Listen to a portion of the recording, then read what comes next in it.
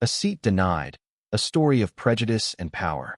The air in the first-class lounge at Chicago O'Hare International Airport was thick with the scent of polished leather and overpriced cologne. Soft jazz hummed from hidden speakers, blending with the clink of crystal glasses at the bar. The space was a bubble of privilege, where wealth whispered in every detail. The gleaming marble floors, the untouched tray of artisanal cheeses, the concierge who smiled with practiced warmth. Evelyn Marshall stepped into this world with the quiet confidence of someone who belonged, though her presence seemed to unsettle the room's carefully curated calm. At 58, Evelyn was a vision of understated elegance. Her tailored navy blazer hugged her frame, her silver hair swept into a sleek chignon. Her skin, a rich mahogany, glowed under the lounge's warm lighting, and a single pearl brooch at her collar caught the light as she moved. She carried no flashy accessories, just a leather portfolio and a boarding pass for Flight 412 to San Francisco. Her heels clicked rhythmically across the floor, each step precise, as if she were measuring the space she claimed. She approached the first-class gate, her boarding pass ready. The attendant, Patricia Hayes, stood behind the counter, her posture rigid, her eyes narrowing as Evelyn drew near.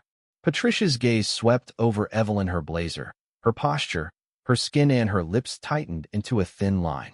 "Can I help you, ma'am?" she asked, her tone clipped, her hand not reaching for the pass. Evelyn tilted her head, offering the boarding pass with a calm smile. "First class, Flight 412, Seat 2A. Her voice was steady, professional, but Patricia didn't look at the pass. Instead, she turned slightly, nodding to a security officer nearby.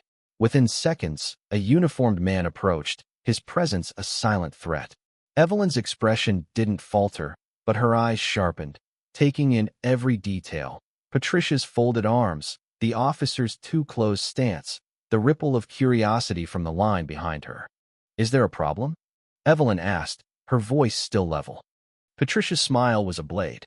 "We have a process to follow. Step aside, please." The line stirred. A businessman in a pinstripe suit muttered to his companion. A woman checked her watch, her sigh audible. Evelyn stepped to the side, her movements deliberate, her breath even. The security officer lingered, his radio crackling softly. 5 minutes later, Patricia returned with a new boarding pass, the ink still fresh. "Your seat's been reassigned," she said, handing it over without meeting Evelyn's eyes. "Economy, 38C. Enjoy your flight." Evelyn stared at the pass, her fingers brushing the paper. She nodded once, then walked away, her stride unchanged, her spine straight. But as she passed the lounge's bar, she caught Patricia's voice, low and venomous, whispering to another attendant. "Doesn't matter how they dress," Patricia said, smirking. "You can't polish what's underneath." Evelyn paused, just out of sight, her grip tightening on her portfolio. She heard every word, felt them lodge in her chest like splinters. But she didn't turn back. Not yet. On the plane, a junior attendant led her to row 2, her original seat. Evelyn reached for the overhead bin, but before she could stow her bag, Patricia's voice cut through the cabin like a whip. "Excuse me," she called, her tone loud enough to turn heads. "I think you're in the wrong section." The cabin froze. A man with a loosened tie glanced up from his tablet. A woman in cashmere adjusted her glasses. Evelyn turned slowly, her hand still on her bag. "This is my seat," she said, holding up her original pass. 2A. Patricia stepped closer, her arms crossed. "Let's not make a scene," she said, her voice dripping with condescension. "The economy is that way." She gestured toward the back, her eyes sweeping the cabin for support. A few passengers chuckled. A man in 1B, his hair silver and his watch gleaming, leaned forward. "Is this some kind of diversity stunt?" he asked, his tone lazy but cruel. "One free upgrade for every 10 suits." The cabin buzzed with stifled laughter. Patricia didn't correct him. She stepped forward, blocking Evelyn's path. "Move to your assigned seat," she said, "or I'll call security." Evelyn's hands trembled once, barely noticeable. She could feel the weight of every stare, the silent judgment cloaked in politeness. She thought of arguing, of demanding a supervisor, but she knew the trap. React, and she'd be labeled aggressive. Stay silent, and she'd be erased. So she exhaled, picked up her bag, and walked down the aisle, each step heavier than the last. In the economy, row 38C was a middle seat, wedged between a man with sprawling elbows and a teenager engrossed in her phone. The overhead bin was full, and Patricia had taken Evelyn's bag, stowing it elsewhere without asking. Evelyn sat, her knees pressed against the seat in front of her, the air thick with the hum of conversation and the faint scent of stale coffee. She didn't speak. She didn't cry. She stared at the seat back, her mind cataloging every insult, every smirk, every silence that had permitted this. Halfway through boarding, Patricia appeared again, her heels clicking with purpose. She stopped at Evelyn's row, reached down, and yanked Evelyn's bag from under the seat. "You're being moved again," she said, loud enough for nearby rows to hear. "This isn't a verified zone for reassigned passengers." Evelyn stood, her voice low but firm. "This is harassment." Patricia leaned closer, her whisper sharp. "And what are you going to do? Sue me from 30,000 feet. Evelyn's hands clenched, but she followed Patricia to a new seat 40D, the last row, next to the restroom. The seatbelt was cracked, the armrest broken. Each time the bathroom door opened, a wave of chemical cleaner washed over her. She sat, her purse in her lap, her posture rigid. The man next to her muttered, "Thought only cleaning staff sat back here." A snicker followed from behind. Evelyn's jaw tightened. She thought of the meeting waiting in San Francisco, the $2.6 billion deal she was set to finalize, the keynote she'd rehearsed for weeks. Her face was supposed to grace the cover of Forbes next month. But here, she was invisible, reduced to a problem to be managed. She closed her eyes, not to sleep, but to preserve her strength. This wasn't over. The plane taxied, the engines roaring. Evelyn's world shrank to the rhythm of humiliation, but beneath it, something sterita quiet, steady force, like the first crack in a dam. The hum of the engines deepened as Flight 412 climbed to cruising altitude, the cabin settling into a manufactured calm. Overhead lights dimmed, casting a soft amber glow over the rows of passengers, most of whom reclined with blankets or scrolled through in-flight entertainment. But in row 40D, Evelyn Marshall sat upright, her hands folded atop her purse, her eyes fixed on the fraying seatback in front of her. The restroom door beside her creaked open again, releasing another wave of disinfectant that stung her nostrils. She didn't flinch. She'd learned long ago how to endure without showing the wounds. The seatbelt buckle in her lap refused to latch, its cracked tongue slipping each time she tried to secure it. She leaned over, catching the eye of a passing attendant, a young woman with a badge reading Sarah. "Excuse me," Evelyn said, her voice quiet but firm. "This seatbelt is defective." Sarah barely slowed, her smile too bright, too fleeting. "It's fine, ma'am. Just wiggle it a bit or swap seats if you're not comfortable." She moved on, her cart rattling down the aisle, offering no solution, no acknowledgement. Evelyn exhaled through her nose, her gaze returning to the seat back. A piece of gum was lodged near the floor, a small, sticky testament to neglect. She stared at it, letting it anchor her thoughts. Across the aisle, a man in his 60s, his polo shirt stretched over a paunch, leaned toward his neighbor. "She's part of the crew or something?" he asked, his voice thick with sarcasm, loud enough for Evelyn to hear. "That blazer looks like it's trying too hard." His neighbor, a woman in a tracksuit, smirked but said nothing, pulling her jacket closer as if Evelyn's presence were a chill. Evelyn's suit, once crisp and pressed, now bore the marks of the ordeal-creased seams, a slight sag at the shoulders from the sweat of stress. She felt the weight of every glance, every whispered jab. "Probably snuck up front before they caught her," the man added, clicking his tongue. A snicker rose from behind. "Can't blame her for trying," another voice muttered. "First class is the closest she'll get to class." Her fingers tightened around her purse, the leather grounding her. She thought of the San Francisco summit, where she was set to lead a delegation of international investors. Her firm, Marshall Vanguard, held a controlling stake in Horizon Airways, the parent company of this flight. Her keynote was meant to seal a $2.6 billion expansion deal, one that would redefine transcontinental routes. But here, in this cramped, chemical-scented corner, she was nothing trespasser in a world that refused to see her. Down the aisle, two attendants crossed paths. One was Michael, the young man who'd helped Patricia earlier, his expression uneasy. The other, a newer hire named Lauren, glanced toward Evelyn's row, then leaned closer to Michael. "That's the one, right?" she whispered. Michael nodded stiffly. "Yep." Lauren's lips curled. "Figures. That face, broad nose, heavy jaw. They're pushing that inclusive look lately, aren't they?" She said inclusive like it was a curse. Michael didn't laugh, but he didn't correct her either. He looked away, adjusting his tie. Lauren pressed on. "Good for her for trying, but that blazer? Straight out of a discount bin." Evelyn heard every word, her ears tuned to the cadence of cruelty honed by years in boardrooms where insults were veiled as compliments. She didn't turn, didn't react. Instead, she straightened her spine, adjusted her purse strap, and blinked slowly, her mind drifting to a memory. Her father, a janitor who'd worked nights at a Chicago hospital, had once told her, "When they try to bury you, don't dig yourself deeper. Build a ladder." But what ladder could she build in a cabin where every rung was greased with disdain? The plane shuddered through mild turbulence, a baby crying somewhere in the middle rows. The scent of reheated chicken drifted from the galley. Evelyn's mouth was dry, her lips cracking from the altitude and the stress. She pressed the call button on her armrest, the light blinking above. She waited 10 seconds, 20, a minute. No one came. A man 2 rows back pressed his button and was handed a soda within seconds, complete with a napkin and a smile.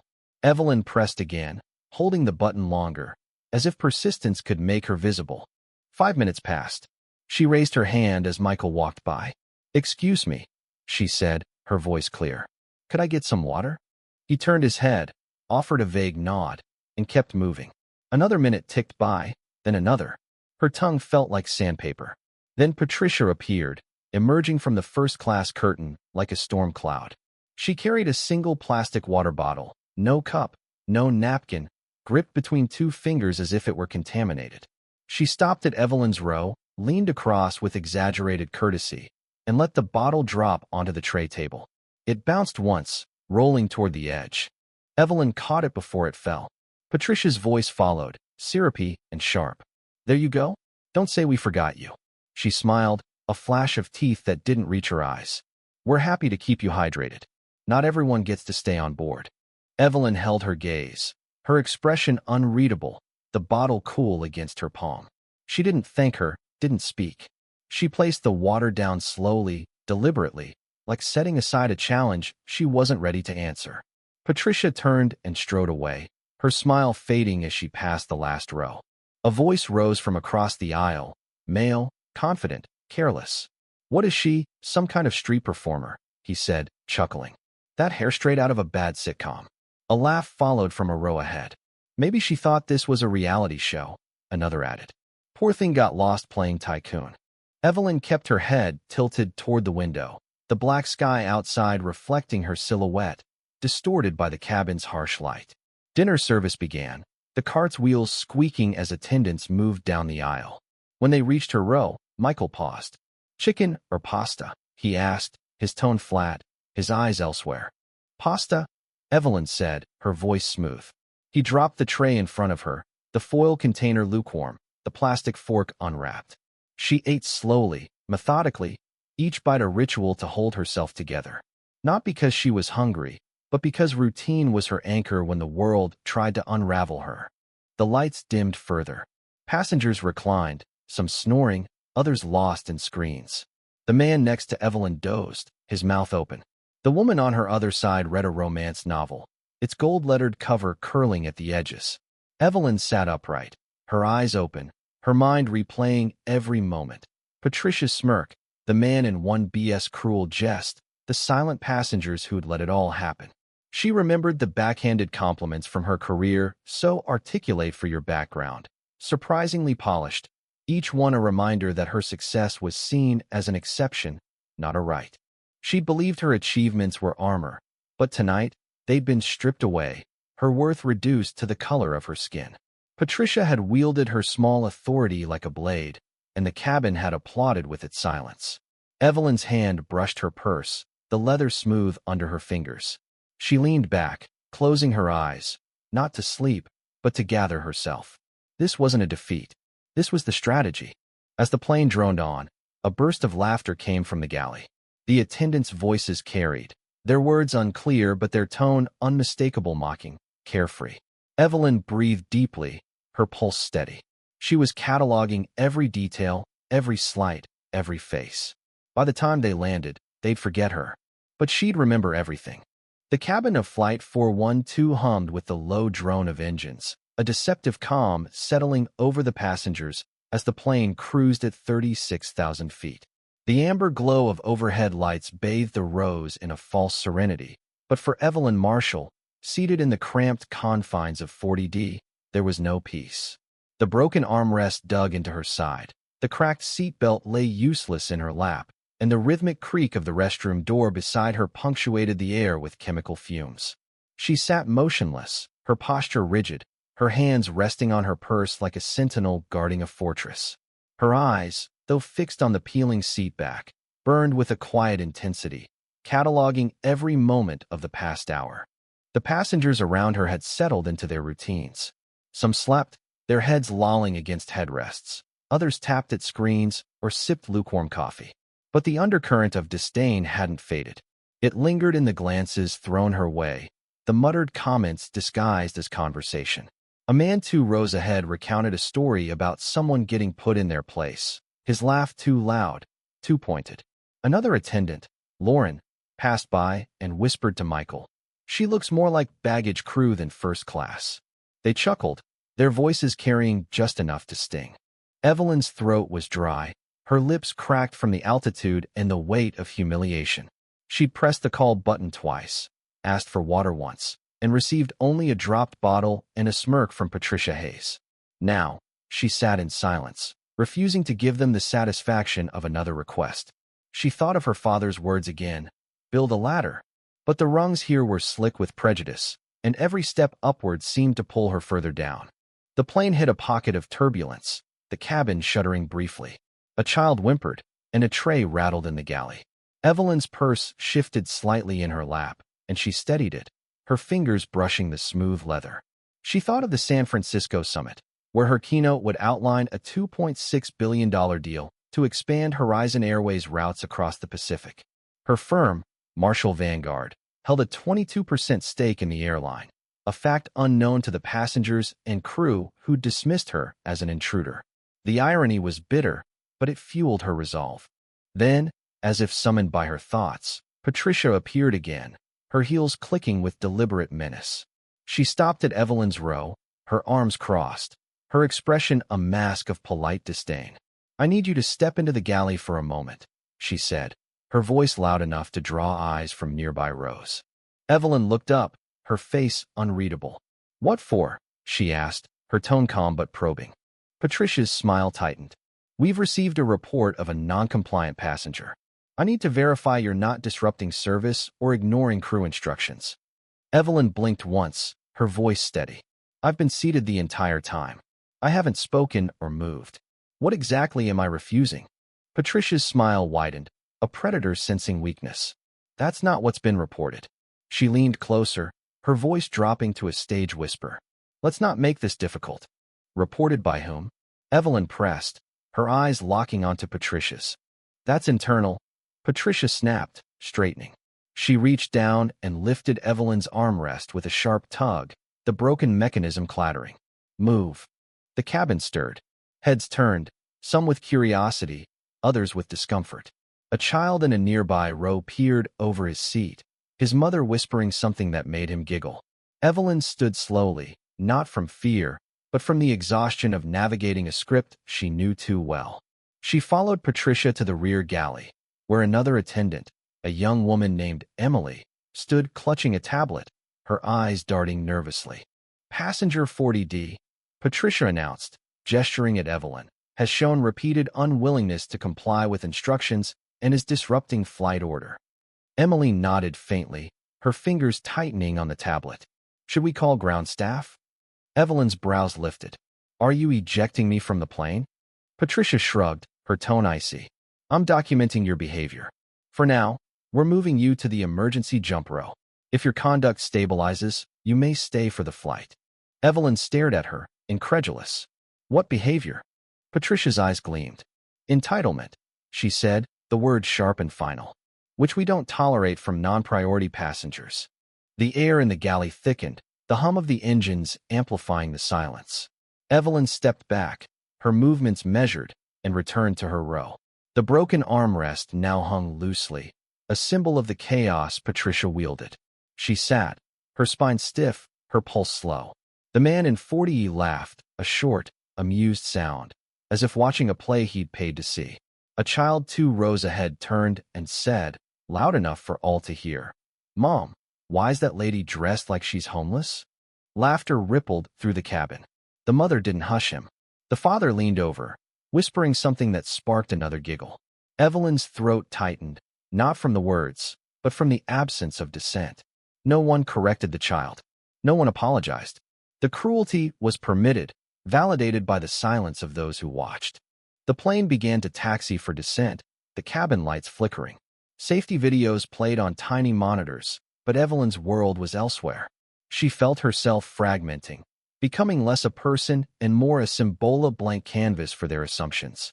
The wheels rolled, the wings tilted, and as the plane climbed into the night, she tilted with it, her dignity left behind like lost luggage. But in that lowest moment, something shifted. It wasn't rage or vengeance, but a quieter force, steady and unyielding, like the pressure that splits stone. Evelyn pressed her hand to her chest, feeling her heartbeat, a reminder that she was still here, still real.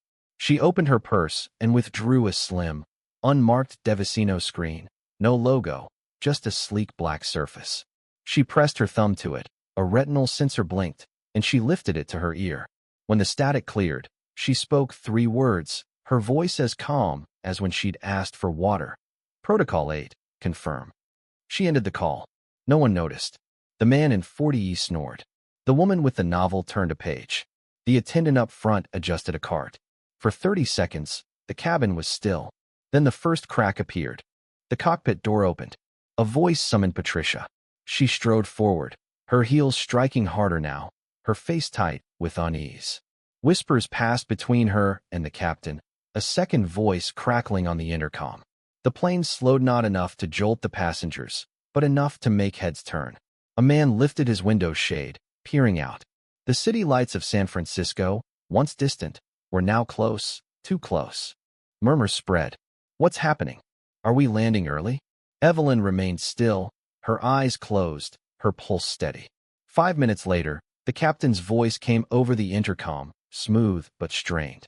Ladies and gentlemen, due to an urgent operational directive, we've been instructed to make an unscheduled stop at a secure checkpoint. This is routine and no cause for alarm. The murmurs grew louder. Patricia reappeared, her smile thin, her jaw tense.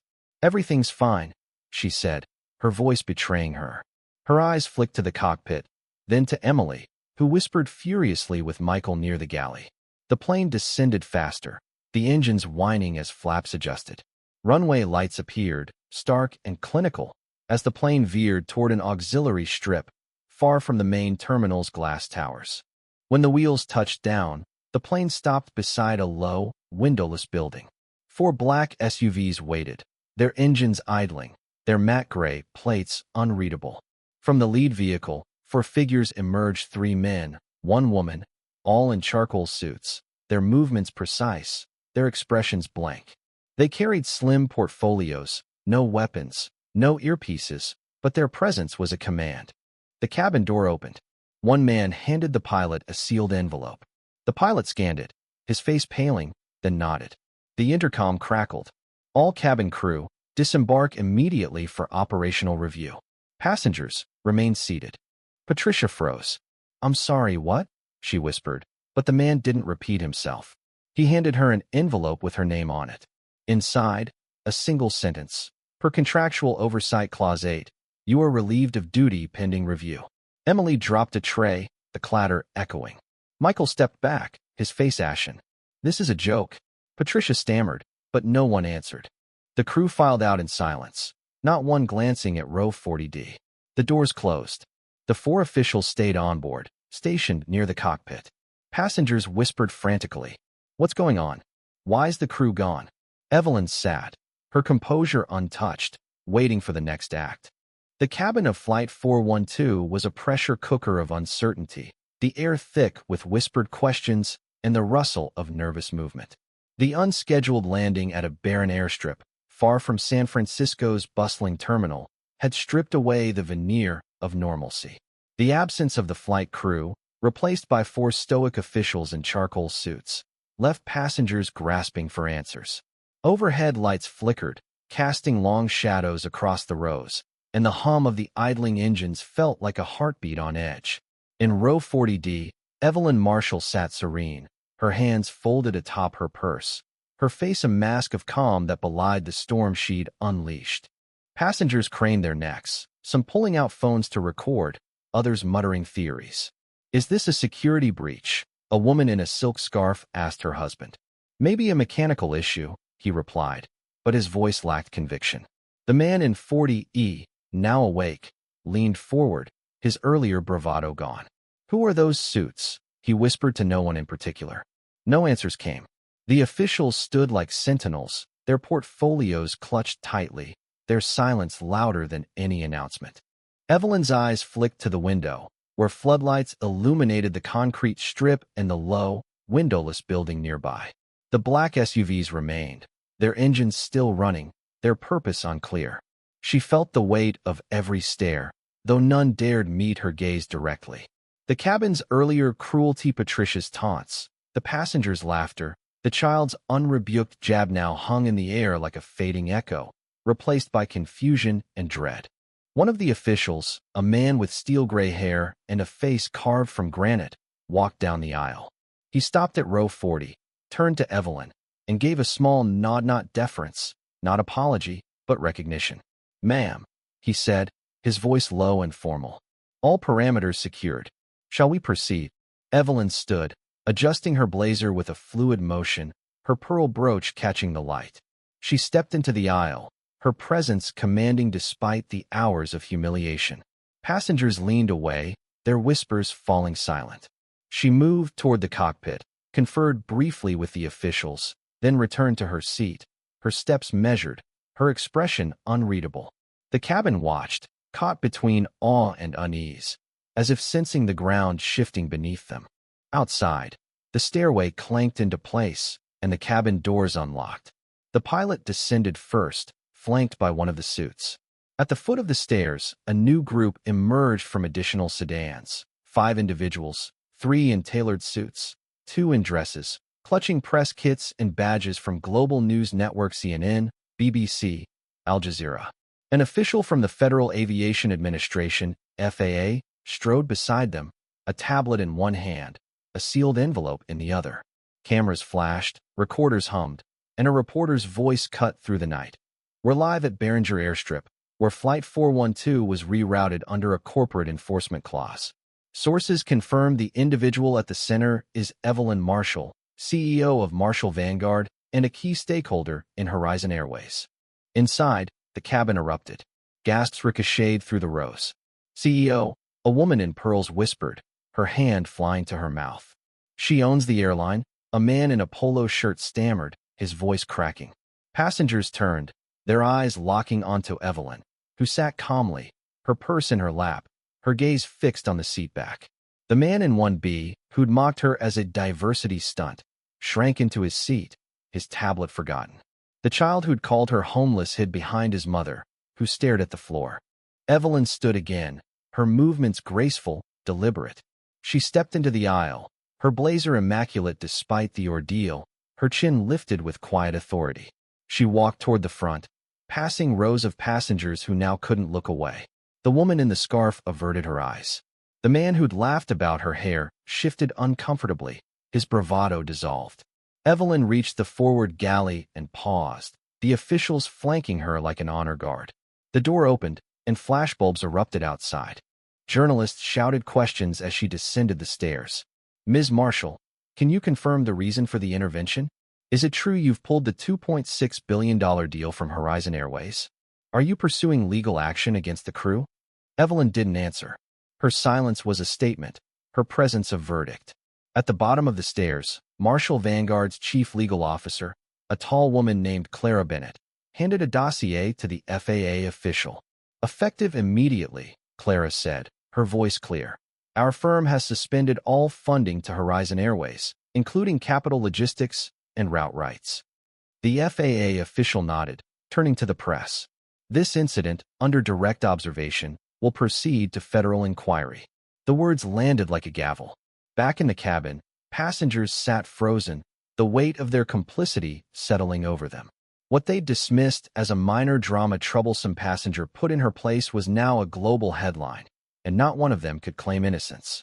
In a holding room inside the airstrip's terminal, Patricia watched the broadcast on a small screen, her face drained of color. You humiliated the CEO, a security officer said, shaking his head. On her airline, Horizon Airways stock plummeted 12% within the hour, with analysts predicting another 15% drop by morning.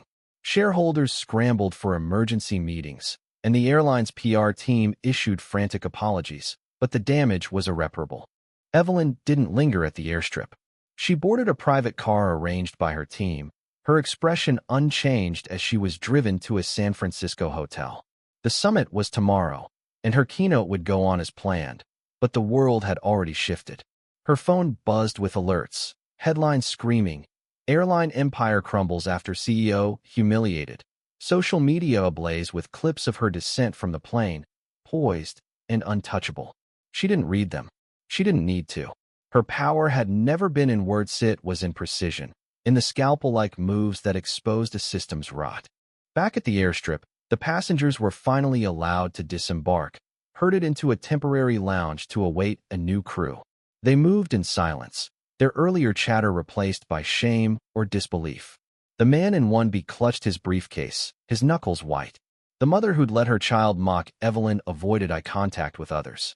The cabin, once a stage for their cruelty, now felt like a courtroom where they'd all been judged. Patricia and the crew remained in the holding room, their careers unraveling in real time. The envelope she'd received was just the beginning. Horizon Airways interim board issued a statement. Patricia Hayes has been terminated effective immediately. A full audit of her conduct is underway. Journalists dug deeper, unearthing a decade of complaints, reassigned seats, racial slurs disguised as protocol, a pattern of targeting non-white passengers. A former colleague revealed Patricia's unofficial first-class aesthetic guidelines, a document used to monitor who fit in premium cabins. By dawn, a civil rights consortium filed a class-action lawsuit on behalf of 32 plaintiffs, all alleging discrimination on Horizon flights. Patricia's assets were frozen. Her condo in Chicago's Gold Coast was under lien, and her 2 cars were repossessed. Her name, once a footnote in airline rosters, became a synonym for prejudice, her face plastered across every news outlet. Evelyn, now in her hotel suite, prepared for the summit. She stood before a mirror, adjusting her brooch, her reflection steady.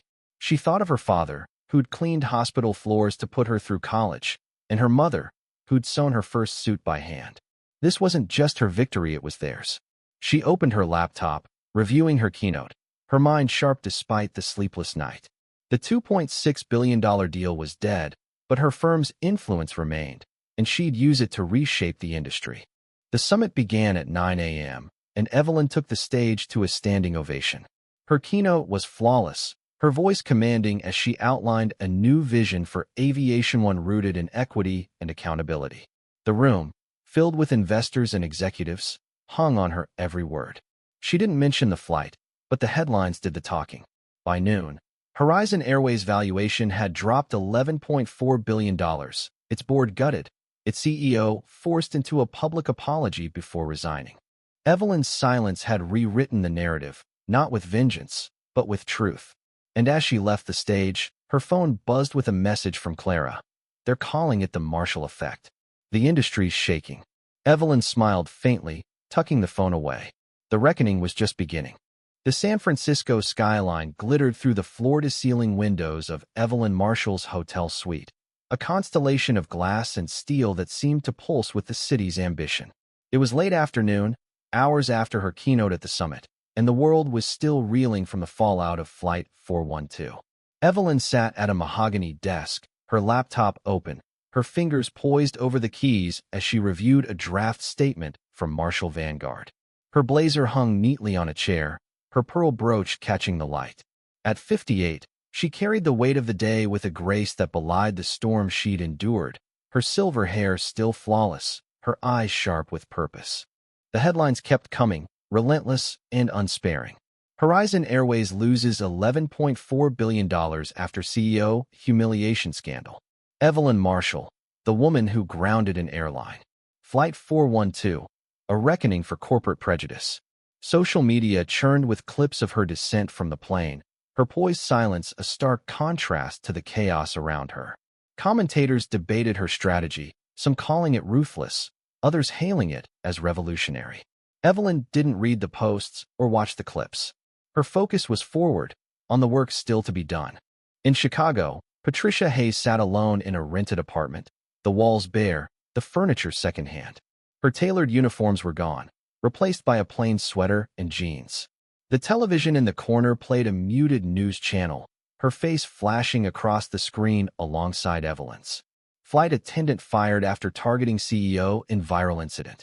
Patricia's hands trembled as she clutched a mug of cold coffee, her eyes fixed on the floor. Her condo was gone, her savings frozen, her name a cautionary tale. She'd tried calling former colleagues, but no one answered. The airline's internal audit had uncovered a decade of complaints: reassigned seats, whispered slurs, passengers targeted for their skin or accents. Patricia's first-class aesthetic guidelines, once a whispered policy, were now public, each page a nail in her coffin. The class action lawsuit grew, with 32 plaintiffs expanding to 47 within days. The claims range from emotional distress to federal discrimination violations, each story echoing Evelyn's. A black professor moved to the economy despite a valid ticket. A Latina executive denied service. An Indian family mocked for their smell. Patricia's assets remained under court order, her retirement portfolio gutted by legal fees. She told a reporter outside a courthouse, "I was just doing my job," but the words fell flat, drowned by the weight of evidence. Her network, once a web of favors and influence, had collapsed. Loyalty to injustice, it turned out, was a fragile currency. Horizon Airways floundered, its stock downgraded to junk status. The board was dismantled, 5 executives forced out, and the CEO's apology video mocked for its insincerity before his resignation. The $2.6 billion expansion deal, meant to secure Pacific routes, was dead, with partners pulling out and regulators launching probes into hiring and training practices. Brands severed loyalty programs, and international licenses faced review. The airline's collapse wasn't just financial, it was cultural, a symbol of what happened when systems ignored their rot. Evelyn, meanwhile, moved with precision. Marshall Vanguard's withdrawal of funds wasn't a tantrum but a recalibration, a signal to the industry that equity wasn't optional. Her keynote had outlined a new framework for aviation transparent policies, mandatory bias training, and passenger protections enforced by third-party audits. Investors leaned in, sensing opportunity in her vision. By evening, 2 rival airlines approached her firm for partnerships, eager to align with the Marshall effect. She declined, for now, her focus on long-term change over quick wins. In a quiet moment, Evelyn stood by her suite's window, the city sprawling below. She thought of her parents, her father's calloused hands, her mother's late-night sewing. Their sacrifices had built her, and this victory was theirs, too. But it wasn't enough. The flight had exposed a truth she'd long known. Success didn't shield you from prejudice. It only made the blows more public. She opened her phone, finding a message from Clara. "Donation sent to Justice Rising, per your request. No contact, as instructed."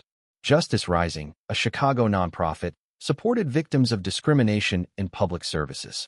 Evelyn had chosen it deliberately, a subtle nod to the work ahead. Months passed, and the media cycle slowed, shifting to newer scandals. But Evelyn's story lingered, a case study in boardrooms and equity summits. She didn't speak publicly about the flight, letting her actions, her firm's policies, her summit proposals carry the narrative. Her face graced Forbes, not as a victim, but as a titan reshaping an industry. Marshall Vanguard launched a scholarship for underrepresented youth in aviation, and Evelyn personally mentored the first cohort, her office a haven for their ambitions. Patricia's world, by contrast, had narrowed to a cubicle at Justice Rising. She wore a gray polo with the organization's logo, her desk stacked with intake forms. Her job was simple: log complaints from marginalized individuals, denied rides, ejected shoppers, ignored elders. Each story was a mirror, reflecting her past. The passenger refused beverage service. Staff implied criminality. Tone dismissive. Her hands shook some days, her breath catching as she recognized her voice in the words. Her supervisor, a young woman named Aisha, treated her with professional kindness but no warmth. Colleagues knew her name but kept their distance. Patricia wasn't a leader here, wasn't trusted with strategy. She was a ghost, serving penance in silence. A year after the flight, a public access show invited Patricia to speak. Against her lawyer's advice, she agreed. The segment aired on a quiet Tuesday, just her in a plain chair, no makeup, her hair tied back. The interviewer, a soft-spoken man, asked, "Do you understand why it happened?" Patricia nodded, her voice low. "I do now. I thought I was protecting standards, but I was protecting prejudice. I didn't say it outright. I didn't need to. My actions did the talking." Her eyes welled as she continued. "Reading these complaints, working with people I used to dismiss, I see it now. I was guarding exclusion, not quality. I don't expect forgiveness, but I want to do something good with what's left of me." The clip spread quietly, not viral but resonant. Some viewers scoffed, calling it crocodile tears. Others saw a flicker of redemption. Evelyn watched it in her office, her assistant pausing the video at the end. She didn't react, only said, "Keep the donation to Justice Rising Annual." No message. The gesture was enough, a loop closed without fanfare. Patricia kept showing up. She answered phones, attended community forums, always in the back, listening more than speaking. She helped a single mother file a complaint against a discriminatory landlord, leading to a settlement. She served coffee at a scholarship event sponsored by Marshall Vanguard, standing in the same room as Evelyn, their eyes never meeting. The air between them was neutral, not hostility, a space where justice had done its work. Evelyn, watching from a distance, knew justice wasn't about punishment but reckoning. It was about systems bending toward truth, about individuals facing their reflections. Patricia's transformation wasn't her concern, the industry's was. Her firm pushed for federal legislation on passenger protections, and by the next year, a bill named the Marshall Act passed, mandating bias training and transparency in aviation. In the end, the flight wasn't defined by its cruelty, but by what followed. Evelyn had turned silence into armor, her dignity a beacon for those still climbing. Patricia, stripped to her core, found purpose in the ashes of her arrogance. Their paths, once colliding, now ran parallel, each a testament to the power of accountability. The story of Flight 412 became a touchstone, not for revenge, but for change. It reminded the world that prejudice, left unchecked, could topple empires, and that one woman's resolve could rewrite the sky. This story isn't just about Evelyn and Patricia, it's about the violence of prejudice and the fight for justice in everyday spaces. What part of the story struck you most? Was it Evelyn's quiet strength, Patricia's fall and redemption, or the passenger's complicity? How do you see these themes, bigotry, power, accountability, playing out in your own life or community? Take a stand in the comments. What would you have done on that flight, and what does justice mean to you? Let's keep this conversation going.